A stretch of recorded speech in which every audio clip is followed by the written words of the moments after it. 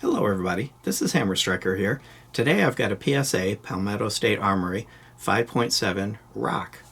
Please don't forget to check out our website. Go to our affiliates page. You'll find discount codes for things like Mantis Axe and Core belts, linked to that cool little bore light that we use for lighting up the barrels.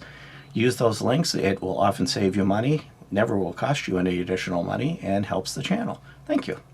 This is a gun that is joining the growing list of pistols chambered in the 5.7 by 28 cartridge, often just called 5.7, which is a very powerful cartridge, very small, very light cartridge that pretty much was owned, as far as the market was concerned, by FN with the 5.7 and the PS90 or P90, a little bullpup rifle. Ruger came out with one. We did a first look on that recently. We kind of teased that we had another one coming. Here it is. This is the one. Comes with a 3-slot Picatinny rail. These have been out for a little while. They're relatively new, but they're not just released new. Their availability tends to vary on them. This is the top-of-the-line version of it that they offer at the moment. It comes with a threaded barrel. So the barrel is 5.2 inches, which would include the threaded extension. It's a 1/2 by 28 thread, so it would be well suited to the muzzle device of your choice. They also have a couple variants of this that are night sights, no threaded barrel, with or without night sights, and it's also optic ready. So with the optic ready capability, you can put the optic of your choice on it, and we'll probably put an optic on this at some point. But it actually has really nice sights. Really bright, large, easy to see 3-dot sights. And one thing I tend to find with a lot of optics ready guns, they don't put good sights on because they just assume everybody's going to slap a red dot on it. This one right out of the box comes with good sights that are easy to see, and of course if you had night sights then you'd have that night capability. And it does come with an advantage over all the other pistols in 5.7 at the moment, which is 23 round magazines. They're a steel magazine. It comes with 2 of them. Both of them hold 23 rounds. Supposedly these will work in the Ruger version of the gun, but of course they haven't guaranteed whether they'll work or not, but they're the same design. But the Ruger ones won't work in this because these mags are a little bit longer to account for the 23 rounds. So 23 rounds of 5.7 doesn't weigh much because it's a small round, and that's quite a bit of capability and power. That's a round I would not want to find myself on the business end of. So I'm going to put one of the magazines in. Of course, I showed earlier that it's unloaded, and the magazines are, of course, empty. You get a very, very 3-finger grip. So even if you had much larger hands than me, chances are pretty good you're still going to get a 3-finger grip. These aren't small guns. They're 8.6 inches front to back. They're 5.4 inches tall with the empty mag, and they're 1.15 inches thick. So the 5.7 pistols, because it's a rifle round bottleneck cartridge, none of them are small. This one is a little bit thinner than some of the others, but overall you're looking at a larger carry gun. These are designed for inside the waistband or outside the waistband carry. They are a carry gun. That's the purpose of it. It's a defensive round. It's also a lot of fun at the range. It's loud. You get a big fireball. Every round results in a fireball, so it's a lot of fun to shoot this at the range. Unfortunately, it's fairly expensive to shoot. The ammo is relatively expensive. This is one of those guns that you will quickly spend more on ammo than you do in the gun itself. As far as that goes, this one has the lowest MSRP of all of the ones out at the moment anyway. This one, as you see it, the fully loaded up threaded barrel version is $599.99, and they go down to $499 if you just get the plain bare bones, no threaded barrel, regular sights version, which is less expensive than either the Ruger or definitely the FN. The FNs are up at the higher end of the price scale. So a lot of bang for the buck. And it did prove to be reliable. It worked every round. It used every grain weight, worked well.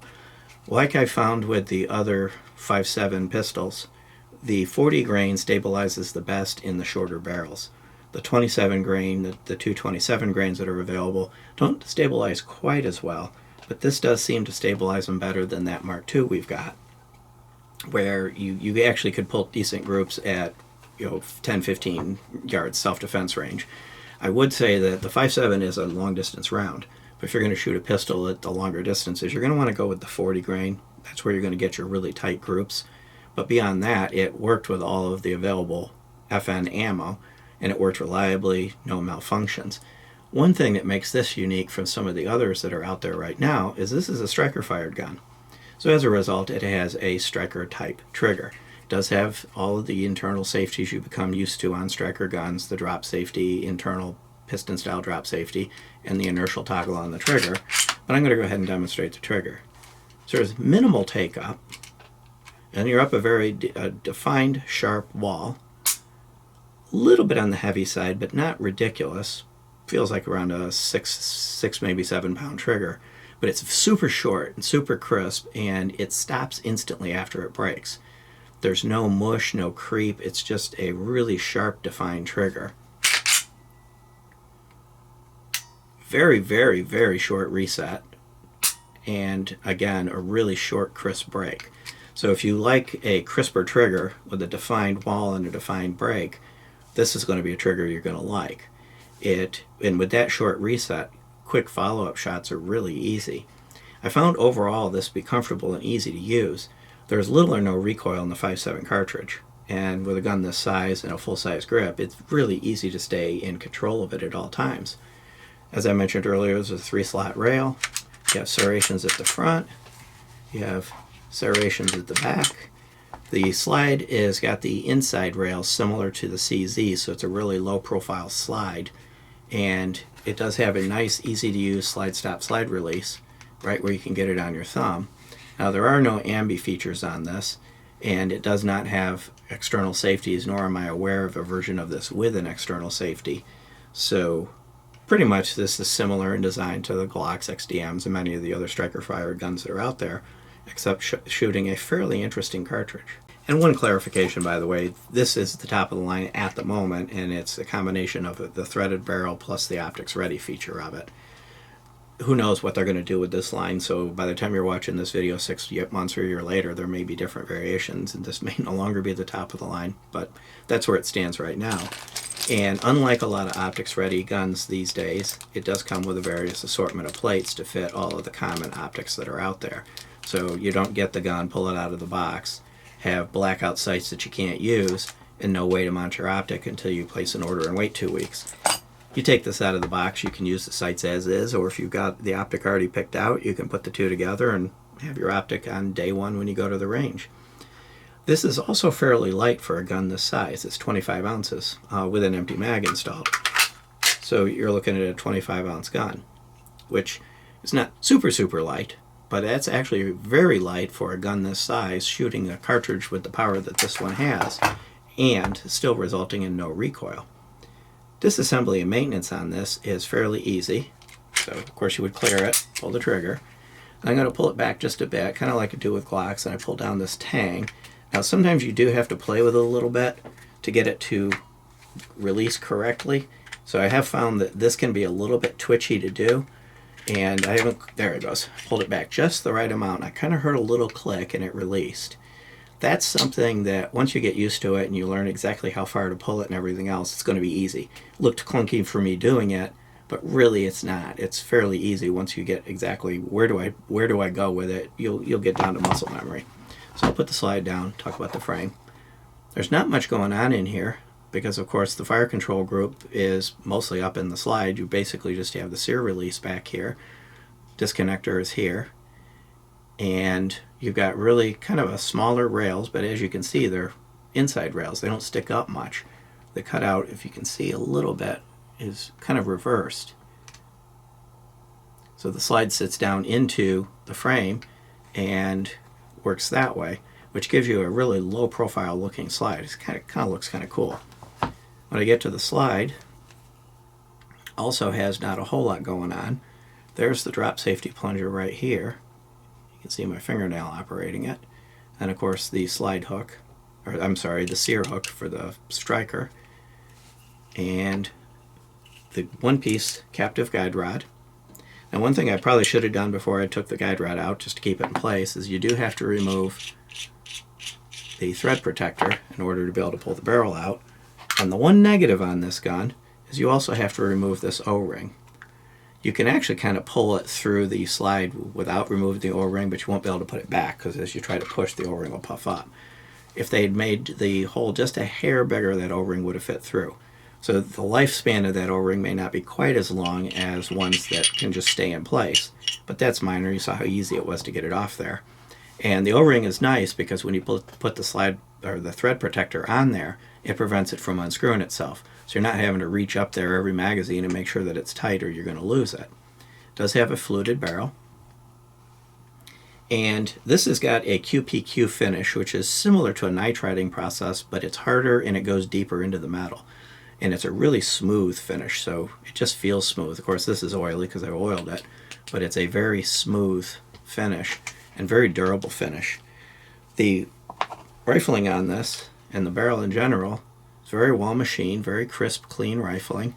I see a little dirt at the end, but that's me. That's not machining marks. I just didn't get all of the residue out when I cleaned it. So as far as I looking down here, I don't see any machining marks, any tool chatter, or anything else. And again, ignore the dirt that I left behind. The feed ramp on this is a little different. On your typical 5.7, the barrel is round. This end is round, and the feed ramp is all the way around. Well, that's still true here. The feed ramp is all the way around, but it's got it squared off. So it just looks a little different, but functionally it's the same. And the way the magazine presents the ammo to this, the round is basically feeding straight in. It's not tilting up like it does on most guns. The round goes pretty much straight in. So you're going to get reliable feeding on this just like you do on most of the 5.7, anything chambered in that round. It does it a little differently. Putting it back together, yeah, well, before I do that, I think I showed you the slide, well machined, nice and clean, barrel's well done. Drop this in place. The spring guide rod assembly is a little different. It's got this button in it, which is just a little different than you're used to. This end goes forward, and then you push that button and line it up with the hook on the barrel. And in case I failed to mention, this is a 1/2x28 thread pitch, so it'll work with most suppressors that are designed for 1/2x28, very common in the United States. Make sure it's all lined up. Now, putting most of the 5.7s together is a little different than putting together like a Glock. You don't slide it on from the front. You kind of line it up. We can take this out. There's a cutout here, and there's a cutout at the front, and these go over the slide guides. So you got to position it right, and then it kind of sits down and mates. And then when you pull it back, this pops back up, so you're back in business. And at this point, I would then put the O-ring back in place. Which, of course, yeah, you got your hands all around the muzzle, but this is a gun that you just finished cleaning and you just finished emptying. So you should not have any ammo on the table while you're cleaning and maintaining a gun. So there's no big deal of the fact that you're messing with the muzzle on a gun that you just put back together. Once you've had it back together and been running it, you want to be a little more cautious about that end of the gun. But overall, I didn't know what to expect from this. PSA is not a name that I really am familiar with buying guns from. I didn't know whether this would be good, whether this would be good, bad. I just didn't have any expectation whatsoever. It turned out to be a very good gun, very accurate, very easy to shoot well, very comfortable, easy to live with, easy to maintain, at a very reasonable price. And everything's smooth too. When I operate the slide, it's just very smooth. It almost feels precision at definitely not a precision price. You're getting into 5.7, which is typically an expensive gun for not much more than a Glock or any of the other striker-fired 9mm. I think PSA kind of hit this one out of the park. They did well with this one. And again, and if you don't want the threaded barrel, then you can take a step down from this, kind of the middle of the range. You could even get night sights. But everything just worked, even including the magazine release. Just hit the button and it drops free. So I really didn't know what to expect, and what I got is a very nicely functioning, very well-machined quality gun. So PSA might be somebody that I would look at for other guns in the future. Beyond that, if you like our videos, please give us a thumbs up, share, subscribe, click that bell to be notified if you do. Check us out on Facebook, Patreon, Instagram, Twitter, Getter. We're kind of everywhere. Thank you.